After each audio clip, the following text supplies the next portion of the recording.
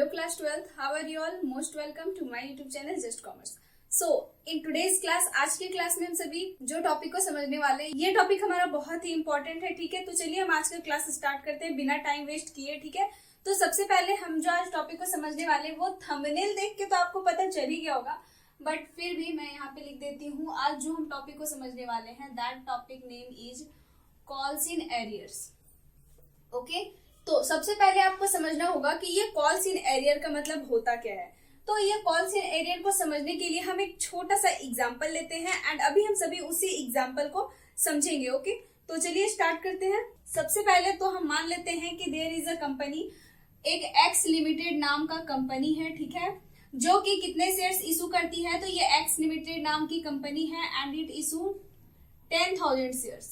Sorry, मैं 10,000 ही 1,000 लेती हूँ। Okay, so there is a company जो कि 1,000 शेयर्स को इशू करती है, ठीक है। इशूड किया है इस कंपनी ने 1,000 शेयर्स, बट इस कंपनी का 1,000 शेयर्स जो है, ये 10,000 शेयर्स जो इशू कर रही है company at the rate of ₹10 each.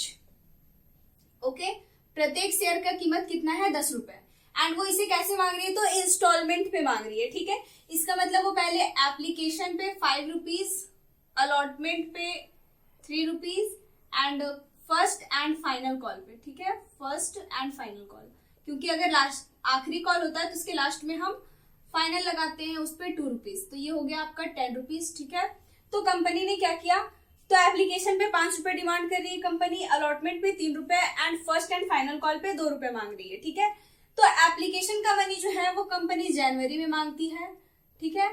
Allotment का मनी कंपनी फरवरी में मांगती है and first and final call का मनी जो है वो कंपनी मार्च में मांगती है। ओके, ये है कंपनी का डिटेल्स कि एक कंपनी है, there is a company X limited and X limited जो है वो 1,000 शेयर्स इशू करती है at the rate of ₹10 each. Okay, and यहाँ पे ये जो 10,000 रुपीज ईच शेयर इशू कर रही है कंपनी, ये कंपनी इंस्टॉलमेंट बेसिस पे इशू कर रही है। तो एप्लीकेशन पे 5 रुपए, अलॉटमेंट पे 3 रुपए and first and final call पे 2 रुपए मांगा जा रहा है, ठीक है। तो एप्लीकेशन मनी जनवरी में, अलॉटमेंट मनी फरवरी में and first and final call money मार्च में मांग रही है कंपनी, ठीक है। तो यहाँ पे आपका बात ये है कि एक शेयर होल्डर है जिसका नाम है मोनू, ठीक है। मोनू नाम का एक शेयर होल्डर है जिसके पास 200 शेयर्स हैं, ठीक है। मोनू नाम का एक शेयर होल्डर है जिसके पास 200 शेयर्स हैं। वो एप्लीकेशन का पैसा दे दिया, अलॉटमेंट का भी पैसा दे दिया, बट जब बारी आया फर्स्ट एंड फाइनल कॉल देने का, तब उसका फाइनेंशियल कंडीशन हो गया खराब, ठीक है। जब फाइनल कॉल देने का बारी आया, इसका मतलब जब मार्च का टाइम आया, तो ये मोनू का जो है वो फाइनेंशियल कंडीशन खराब हो गया। अब मोनू क्या किया? तो एप्लीकेशन का पैसा दे दिया, अलॉटमेंट का पैसा दे दिया, but Monu is not able to pay off first and final call money. तो मोनू जो है वो first and final call money नहीं दिया।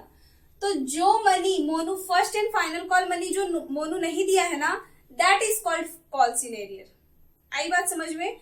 जब कभी भी कोई शेयर होल्डर किसी कॉल का पैसा नहीं दे पाता है ड्यू डेट के अंदर ही, जितना डेट के अंदर कंपनी मांग रही है उतने डेट के अंदर ही अगर कोई नहीं पे ऑफ कर पाता है, तो फिर उसे हम कॉल्स इन एरियर कहते हैं। आई बात समझ में?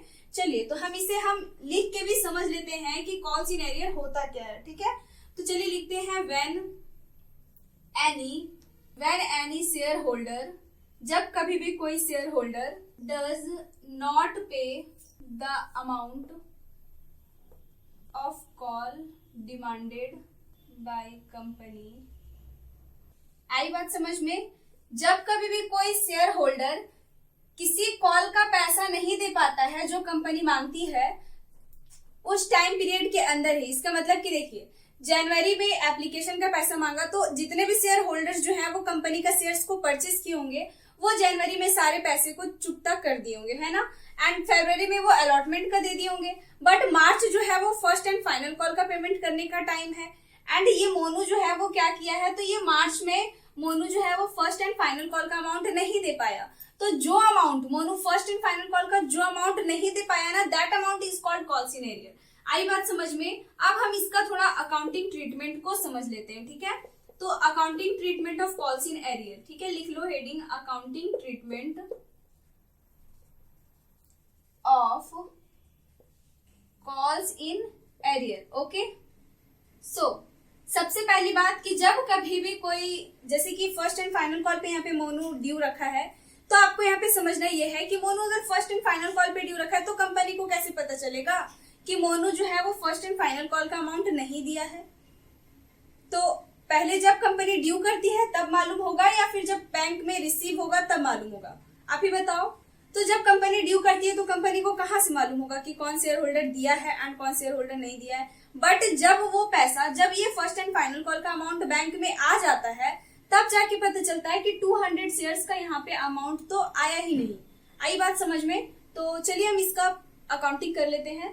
तो सबसे पहले जब कॉल्स इन एरियर होता है, ठीक है, तो कॉल्स इन एरियर जब होता है तो उसे हम बैंक वाले एंट्री में रिकॉर्ड करते हैं, क्योंकि बैंक में जब अमाउंट आ जाता है उसके बाद ही पता चलता है कि कितना ड्यू है, ठीक है। एंड हाँ, वन मोर थिंग, यहाँ पे आप अगर बोलेंगे कि एप्लीकेशन पे ड्यू हो सकता है, एप्लीकेशन पे कॉल्स इन एरियर हो सकता है, तो ऐसा बिल्कुल भी नहीं है। एप्लीकेशन पे कभी भी कॉल्स इन एरियर नहीं हो सकता। क्यों नहीं हो सकता एप्लीकेशन पे कॉल्स इन एरियर? क्योंकि एप्लीकेशन का अमाउंट जो है वो शेयर होल्डर्स जब उस कंपनी का प्रोस्पेक्टस परचेज करते हैं उसी टाइम पे कर देते हैं, ठीक है। बिना प्रोस्पेक्टस खरीदे, मतलब बिना एप्लीकेशन का अमाउंट पे किए वो शेयर होल्डर बन ही नहीं सकते उस कंपनी का। आई बात समझ में? इसलिए एप्लीकेशन पे यहाँ पे कॉल सिनेरियो नहीं होता है। अलॉटमेंट पे हो सकता है एंड फाइनल कॉल पे, कॉल्स पे हो सकता है, ठीक है। तो यहाँ पे अकाउंटिंग ट्रीटमेंट, सबसे पहले तो यहाँ पे आपका बैंक वाले एंट्री में होगा, तो बैंक अकाउंट आपका हो जाएगा डेबिट, ठीक है। एंड कॉल्स इन एरियर क्या है? तो ये एक लॉस है कंपनी के लिए एंड लॉस को डेबिट में रिकॉर्ड करते हैं, इसलिए इसे हम डेबिट करेंगे। तो यहाँ पे आपका कॉल्स इन एरियर अकाउंट आपके हो जाएंगे debit to share call account, okay. ये शेयर कॉल अकाउंट पे कुछ भी हो सकता है, अगर अलॉटमेंट का ड्यू है तो अलॉटमेंट, कॉल का ड्यू है तो कॉल, ठीक है। एंड यहाँ पे लिख देना बीइंग शेयर, जो भी कॉल होगा आपका मनी रिसीव्ड एक्सेप्ट, जो जितना कॉल का पैसा नहीं आया होगा, ठीक है। तो यहाँ पे हो गया सेकंड। अब इसे देखिए, ये तो आपका हो गया कॉल्स इन एरियर का एंट्री। अब कभी ऐसा हो सकता है कि अगर यहाँ पे फर्स्ट एंड फाइनल कॉल के जगह पे यही फर्स्ट कॉल होता और एक और कॉल होता जैसे कि सेकंड कॉल, तो ये मोनू क्या करता कि उस टाइम पे, मान लेते हैं थोड़ा सा इस एग्जांपल को अब चेंजिंग करते हैं, ठीक है। अब मान लेते हैं हम कि ये फर्स्ट एंड फाइनल कॉल पे जो है वो कंपनी, फर्स्ट कॉल पे कंपनी 1 रुपया मांग रही है, ठीक है, फर्स्ट कॉल पे कंपनी 1 रुपया मांग रही है। एंड देन अब यहाँ पे सेकंड एंड फाइनल कॉल अगर होता, ठीक है, तो उस पे कंपनी 1 रुपया मांगती है। तो ये अब आपका 10 हुआ। तो मोनू ने क्या किया? तो मोनू फर्स्ट कॉल का पैसा नहीं दिया है ना, तो फर्स्ट कॉल का पैसा मार्च में मांगा जा रहा था एंड फाइनल कॉल का पैसा अप्रैल में, ठीक है।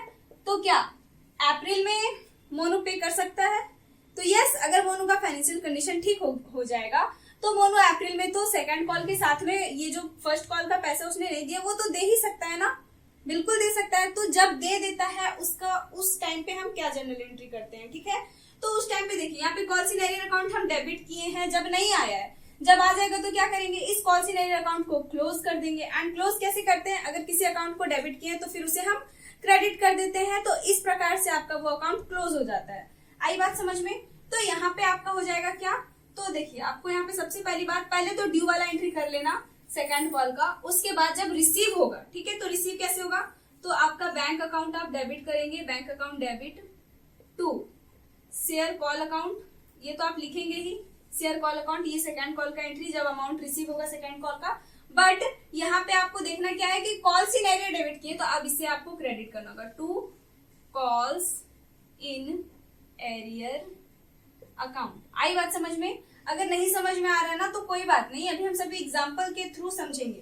तो ये आपका होता है accounting treatment of calls in arrear. अब कभी ऐसा हो सकता है कि कंपनी बोल दे इस मोनू को कि आपने फर्स्ट कॉल का पैसा नहीं दिया, आपने फर्स्ट कॉल का पैसा पूरा मार्च भर नहीं दिया, मार्च आप पूरा अपना मेरा पैसा अपने पास रखे हैं, इसलिए आपको इंटरेस्ट देना होगा। तो इस मोनू को क्या करना होगा? तो सेकंड कॉल में वो सेकंड कॉल का पैसा तो देगा ही, ऊपर से ये फर्स्ट कॉल का भी पैसा देगा, ऊपर से लेट करने के बदले में इसे अब इंटरेस्ट भी देने पड़ेंगे, ठीक है। तो इस इंटरेस्ट का जनरल एंट्री हम कैसे करते हैं? तो हम इंटरेस्ट का जनरल एंट्री इधर करते हैं, ठीक है, करेंगे अभी हम इधर। कैसे करते हैं इंटरेस्ट का general entry?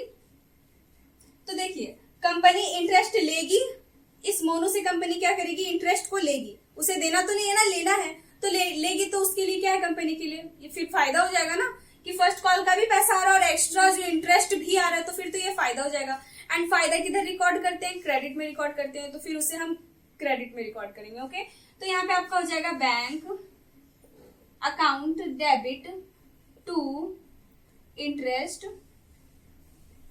On calls in arrear account. आई बात समझ में? Bank account debit to interest on calls in arrear account, ठीक है, जितना भी इंटरेस्ट होगा।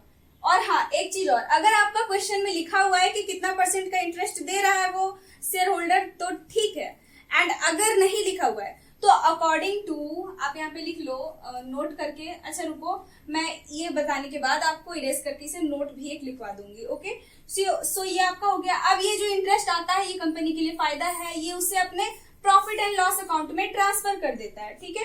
तो प्रॉफिट एंड लॉस अकाउंट में ट्रांसफर करेंगे तो ये आया हुआ इंटरेस्ट किधर होगा? क्रेडिट में होगा। इसका मतलब कि प्रॉफिट एंड लॉस अकाउंट को आपको क्रेडिट करने होंगे। आई बात समझ में? तो आप इसे क्या करेंगे, तो आपका interest on calls in arrear account आपके हो जाएंगे डेबिट टू स्टेटमेंट ऑफ, इसमें स्टेटमेंट बनाते हैं, okay, statement of profit and loss. Okay, account मत लिखना क्योंकि अकाउंट नहीं होता, एक स्टेटमेंट होता है, इसलिए अकाउंट नहीं लिखते हैं। एंड इधर आप अमाउंट लिख दोगे, जितना भी इंटरेस्ट आपको प्राप्त होगा, मतलब कंपनी को जितना भी इंटरेस्ट इस शेयर होल्डर से, मोनू से प्राप्त होगा। आई बात समझ में? तो ये है।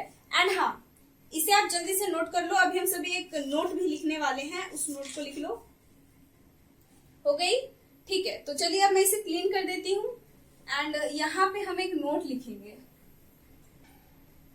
लिख लो, व्हेन रेट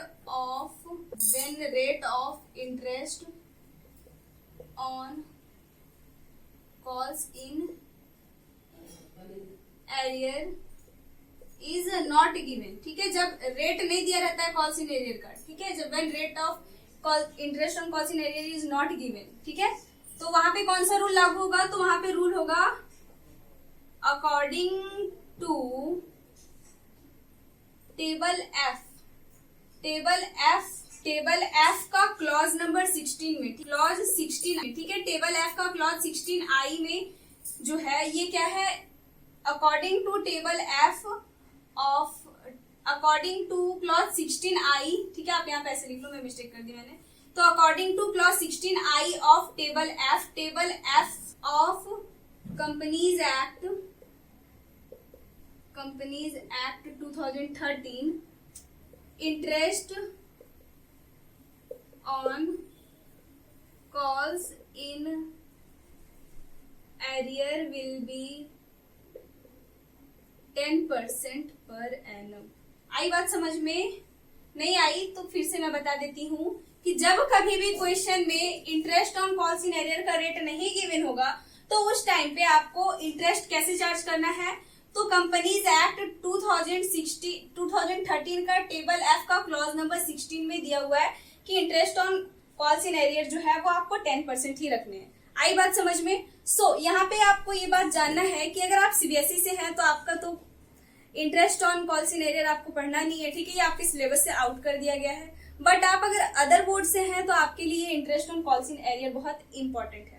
आई बात समझ में? बट कोई बात नहीं, आप भी interest on calls in arrear को पढ़ सकते हैं। इसे आपका क्वेश्चन नहीं आएगा तो क्या हुआ, आप सभी इसे समझ तो सकते हैं ना, एटलीस्ट समझ तो सकते हैं, ठीक है। तो आई होप कि आपको कॉल्स इन एरियर समझ में आ गया होगा एंड इंटरेस्ट कैसे चार्ज करते हैं ये भी पता चल ही गया होगा। तो चलिए हम इससे रिलेटेड एक क्वेश्चन को सॉल्व कर लेते हैं जल्दी से, ताकि हमारा ये जो कॉन्सेप्ट है वो बहुत अच्छे से क्लियर हो जाए, ठीक है। ये क्वेश्चन जो है ना, ये क्वेश्चन बुक का है एंड चलिए हम इसी क्वेश्चन को पहले समझते हैं। क्वेश्चन आपको बोर्ड पे दिख रहा होगा एंड अभी हम इसी क्वेश्चन को सॉल्व करने वाले हैं। चलिए पढ़ते हैं। क्वेश्चन आपका लिखा हुआ है ABC limited issued 20,000 shares of ₹10 each. ABC limited जो है वो 10 रुपए वाले 20,000 शेयर्स को इशू करता है, ठीक है। The payment of which is made following manner, और पेमेंट जो है वो किया हुआ कैसे है? तो 2 रुपए एप्लीकेशन पे मांगा है 1 अप्रैल को, 3 रुपए अलॉटमेंट पे 1 जुलाई को एंड 2 रुपए फर्स्ट कॉल पे मांगा गया है 1 अक्टूबर को, ठीक है। तो 10 रुपए वाले शेयर्स हैं, 2 रुपए एप्लीकेशन पे एंड 3 रुपया अलॉटमेंट पे, 2 रुपया फर्स्ट कॉल पे एंड फिर 3 रुपया सेकेंड एंड फाइनल कॉल पे, ओके, ऐसे मांगा गया है, ओके। तो मोनू है इज होल्डर ऑफ 1000 शेयर्स, यहाँ भी मोनू है एंड मोनू जो है वो 1000 शेयर्स को अपने पास रखा था, वो फर्स्ट कॉल का पैसा नहीं दे पाया on its due date, but later on he paid this amount with interest on 1 December 2015. But बाद में वो 1 दिसंबर 2015 को ये अमाउंट पे कर देता है विथ इंटरेस्ट, इंटरेस्ट के साथ, ठीक है। तो आपको क्या करना है, अब जर्नल एंट्री पास करना है। पढ़ लिया क्वेश्चन को ना, क्वेश्चन को अच्छे से पढ़ लेना, उसके बाद सॉल्व करना, तभी आपसे अच्छे से बनने वाला है, ठीक है। तो क्वेश्चन सॉल्व हो गया, क्वेश्चन आपने पढ़ लिया, हम जल्दी से इसका जर्नल एंट्री कर लेते हैं। ओके, सो सबसे पहले यहाँ पे एप्लीकेशन रिसीव होने का एंट्री आपका होगा। तो यहाँ पे आप क्या करेंगे, बैंक अकाउंट करेंगे debit to share application account. Okay, bank account debit to share application account, ये आपका पहला एंट्री होगा। एंड कितने शेयर्स इशू हुए थे, 1000 शेयर्स, एंड इनका रेट कितना था, तो एप्लीकेशन पे 2 रुपए। तो यहाँ पे 2000 आपका डेबिट हो जाएगा, 2000 क्रेडिट हो जाएगा, ठीक है। देन आप इसे क्या करेंगे, तो इस एप्लीकेशन मनी को ट्रांसफर करेंगे शेयर कैपिटल में। तो शेयर आप फुल फॉर्म में लिखना, ओके, मैं शॉर्ट में लिख रही हूँ, share application account debit to share capital account. Okay, कितना, तो यही 2K एंड 2K। देन अब ये क्या करना है, तो अब अलॉटमेंट का होगा हमें। एंड आपने देखा क्या क्वेश्चन में क्या लिखा हुआ है कि अलॉटमेंट पे जो मोनू है वो 1000 रुपीज जो है वो पे नहीं किए, मतलब 1000 शेयर्स रखा हुआ है और अलॉटमेंट का पैसा नहीं दिया। तो उसका एंट्री हम यहाँ करते हैं क्या, नहीं, क्योंकि यहाँ तो पता ही नहीं कंपनी को ड्यू करने के टाइम पे कि कौन देगा कौन नहीं देगा, ठीक है।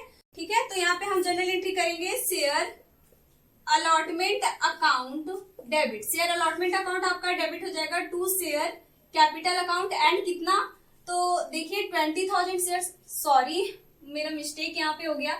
तो यहाँ पे आपका 20,000 शेयर्स है एंड 20,000 इंटू 2, तो ये आपका 40,000 हो जाता है। ओके, तो यहाँ पे आपका 40,000 डेबिट में एंड 40,000 क्रेडिट में लिख देना। एंड यहाँ पे भी आपका 40K होगा एंड ये भी आपका 40K होगा। आई बात समझ में ना। यहाँ पे आपका क्या है, तो यहाँ पे भी आपका 20,000 शेयर्स हैं, बट इनका रेट कितना है, 3 रुपीज। तो 3 रुपीज लिखोगे तो ये आपका हो जाएगा कितना, 60। तो आप यहाँ पे 60 डेबिट में लिखना एंड 60 फिर क्रेडिट में लिखना। आई बात समझ में। देन अब आपको क्या होता है, तो ये पैसा जो है ना वो आपका बैंक में आ गया है।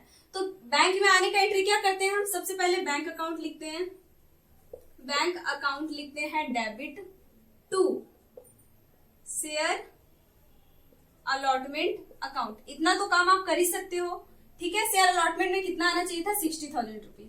अब देख लेते हैं कि बैंक में कितना आया। तो आप क्वेश्चन को देखो, तो क्वेश्चन आई होप कि आपने क्वेश्चन का स्क्रीनशॉट ले लिया था, ठीक है। तो क्वेश्चन को आप देख सकते हैं, क्वेश्चन में आपका लिखा हुआ है कि मोनू जो है वो 1000 शेयर्स रखा हुआ है, वो अलॉटमेंट का पैसा नहीं दिया, ठीक है। तो आपका क्या हो जाएगा, ये कॉल सीन एरियर हो गया। एंड कॉल सीन एरियर को हम किधर रिकॉर्ड करते हैं, डेबिट में रिकॉर्ड करते हैं। तो अलॉटमेंट में ही नहीं आया है, इसलिए अलॉटमेंट में ही रिकॉर्ड करेंगे, है ना। तो यहाँ पे आपका हो जाएगा calls in arrear account debit. आई बात समझ में, कितना एरियर हुआ है, तो 1000 शेयर्स रखा हुआ था मोनू एंड अलॉटमेंट का रेट कितना है, 3 रुपीज। तो 3 से मल्टीप्लाई कर देना एंड यहाँ पे आपका 33,000। अब इसे बैलेंस निकाल लो 57, तो 57,000 आपका बैंक में आया होगा, ठीक है। नरेशन लिख लेना। Then 5 number. अब आते हैं फर्स्ट कॉल में। तो फर्स्ट कॉल में भी मोनू नहीं दिया है, पहले तो इसका ड्यू का एंट्री करना ही होगा ना। तो share first call account debit to share first call account debit to share capital account. Okay, share first call account debit to share capital account. And amount कितना, तो देखिए 20,000 इंटू 20, इसका 2 है, 20,000 इंटू 2 होगा, तो यहाँ पे आपका 40K हो जाएगा एंड 40K, ठीक है। देन अब आप इसे फिर बैंक में रिसीव करोगे, तो ये आपका बैंक अकाउंट हो जाएगा debit. Okay, bank account debit कर दिया to share first call account, ठीक है। Bank account debit to share first call account लिख देना। एंड अब देखो क्वेश्चन में, तो इसमें भी वो कॉल इन एरियर रखा है मोनू, तो यहाँ पे आपका कॉल इन एरियर इसमें भी डेबिट हो जाएगा, ठीक है। तो कॉल इन एरियर अकाउंट आपका हो जाएगा डेबिट, ठीक है। तो कॉल इन एरियर कितना हुआ है, तो 1000 शेयर्स रखा हुआ है एंड इसका रेट कितना है फर्स्ट कॉल का, 2 रुपीज। तो 2000 रुपीज नहीं दिया एंड 40,000 आना चाहिए थे, इसका मतलब कि बैंक में आपका आया 38,000 रुपीज। आई बात समझ में, इन दोनों का डिफरेंस है 38। देन अब 7 नंबर। तो फाइनल कॉल का एंट्री करते हैं हम। तो यहाँ पे प्लेस बहुत कम है, स्पेस कम है, इसलिए अब हम इधर एंट्री करेंगे, ठीक है। इधर साइड अब मैं एंट्री करूंगी। सो यहाँ पे 6 के बाद आपका 7 नंबर होगा।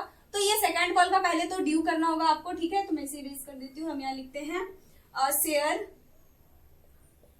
सेकेंड एंड फाइनल कॉल, ठीक है। मैं शॉर्ट फॉर्म का यूज कर रही हूँ, आप शॉर्ट फॉर्म का यूज मत करना, ठीक है। Share second and final call account आपके हो जाएंगे debit to share capital account. आई बात समझ में। एंड कितना, तो देखिए 3 था इसका, ठीक है, तो 60,000, तो यहाँ पे आप डेबिट में 60K लिख देना एंड क्रेडिट में भी 60K लिख देना, ठीक है। अब 8 नंबर, अब ये अमाउंट आ गया, इस पे क्या किया है, तो मोनू जो है वो अलॉटमेंट का पैसा जो बाकी रखा था और फर्स्ट कॉल का पैसा जो बाकी रखा था, वो दोनों पैसा क्या किया, तो सेकंड कॉल के टाइम पे दे दिया, ठीक है। तो आप इसे क्या करेंगे, तो यहाँ डेबिट किए हैं कॉल सिनेरियर को, अब इधर हमें क्रेडिट करना होगा, ठीक है। तो आप यहाँ पे लिखेंगे बैंक अकाउंट डेबिट, ठीक है, बैंक अकाउंट आप डेबिट करेंगे to share second and final call, तो आपका होगा ही, ठीक है, second and final call account, ठीक है, एंड टू ये जो कॉल सिनेरियर का पैसा यहाँ बाकी था वो मोनू यहाँ पे दे दिया, तो वो भी आपको यहाँ पे लिखना होगा, ठीक है।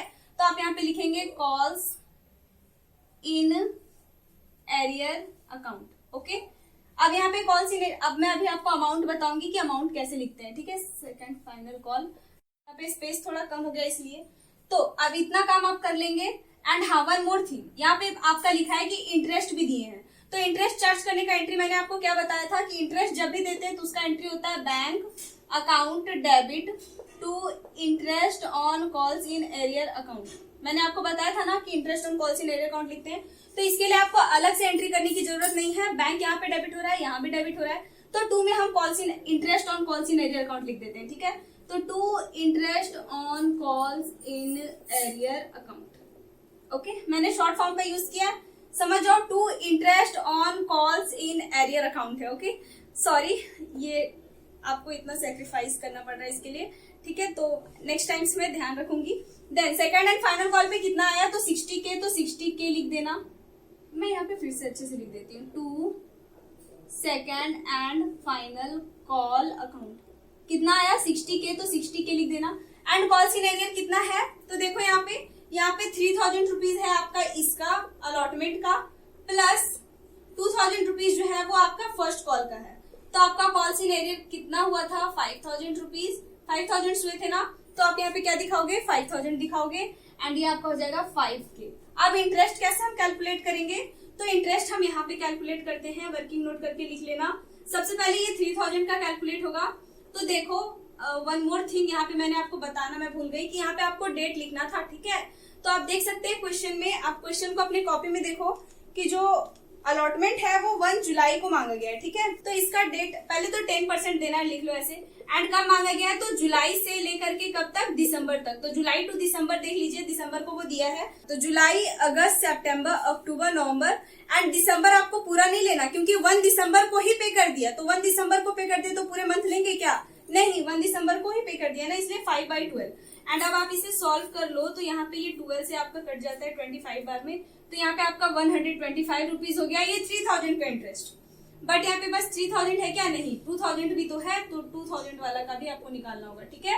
एंड ऐसे ही आप निकालेंगे। अब देख लीजिए ये कि आपको फर्स्ट कॉल कब मांगा गया था, तो फर्स्ट कॉल आपको अक्टूबर में मांगा गया था, कब, 1 अक्टूबर को, तो अक्टूबर से लेकर के यहाँ पे दिसंबर 1 दिसंबर तक, ठीक है। तो यहाँ पे आपका पूरा अक्टूबर हो गया एंड पूरा नवंबर हो गया, 2 मंथ का ओनली, क्योंकि पूरा दिसंबर तो लेंगे नहीं, तो यहाँ पे 2/12 हो जाएगा। एंड आप इसे सॉल्व कर लो तो 33.33 आते जाएंगे, तो यहाँ पे आप लिखेंगे टोटल इंटरेस्ट, ठीक है, 33.33 ये आपका आता जाएगा, एंड ये 33 आता जाएगा, एंड ये आपका अक्टूबर से दिसंबर तक का है, ठीक है। तो यहाँ पे आपका टोटल इंटरेस्ट कितना हो गया, तो मैं यहाँ बता देती हूँ टोटल इंटरेस्ट कितना है। तो टोटल इंटरेस्ट जो है वो आपका हो गया है 125 रुपीज 3000 पे, एंड 33.33 जो है वो चलता जाएगा। तो यहाँ पे 8, 5 और 1, 33, इसका मतलब कि अप्रोक्स हम कर लेते हैं 158 रुपीज जो है वो हमारा इंटरेस्ट है, तो हम यहाँ पे लिखेंगे 158। आई बात समझ में। एंड इसे ऐड करके फिर बैंक में लिख दो, तो 60 और 5 65, तो यहाँ पे आपका हो जाएगा 65,158, ठीक है, डेबिट। आई बात समझ में। अब ये इंटरेस्ट को क्या करना है, तो ये इंटरेस्ट को अब आपको statement of profit and loss account में ट्रांसफर कर देने हैं, ठीक है। तो यहाँ पे आप डेट लिख लेना, ठीक है, डेट आप ध्यान से लिख लेना। एप्लीकेशन जो है वो 1 अप्रैल को हुआ था, तो यहाँ पे 1 अप्रैल 2015, एंड यहाँ भी 1 अप्रैल 2015। अलॉटमेंट हुआ था आपका 1 जुलाई 2015 को, तो यहाँ 1 जुलाई 2015 लिख लेना, एंड ये भी 1 जुलाई 2015। देन आपका फर्स्ट कॉल हुआ था 1 अक्टूबर 2015 को, तो यहाँ पे 1 अक्टूबर 2015 लिख लेना, एंड इधर भी 1 अक्टूबर 2015 लिख लेना। देन सेकंड कॉल आपका हुआ था 1 दिसंबर को, तो यहाँ पे 1 दिसंबर लिखेंगे एंड यहाँ भी 1 दिसंबर लिखेंगे। एंड फिर इसे statement of profit and loss में ट्रांसफर कर रहे हैं, तो ये भी आपका 1 दिसंबर ही कहलाएगा। ठीक है, 1 दिसंबर को ही आप यहाँ पे भी डेट लिख लेना। एंड यहाँ पे आपका क्या हो जाएगा, तो ये आपका क्रेडिट में जाता है, इसलिए आपका interest on calls in arrear account जो है वो हो जाएंगे debit to statement of profit and loss. Account मत लिख देना, ठीक है। एंड अमाउंट कितना, तो 158 एंड 158। आई बात समझ में? तो इस तरह से आपको रिकॉर्डिंग करना होता है interest on calls in arrear का एंड कॉल्स इन एरियर का। आई होप कि अगर आप सीबीएसई से हैं तो कॉल्स इन एरियर को रिकॉर्ड करना जान गए होंगे, एंड अगर आप अदर बोर्ड से हैं तो इंटरेस्ट को कैसे रिकॉर्ड करते हैं ये भी जान गए होंगे। ठीक है, एंड अगर क्लास अच्छा लगा हो तो लाइक कर देना। मिलते हैं नेक्स्ट क्लास में एक कॉल्स इन एडवांस का टॉपिक के साथ। तब तक के लिए bye bye and take care.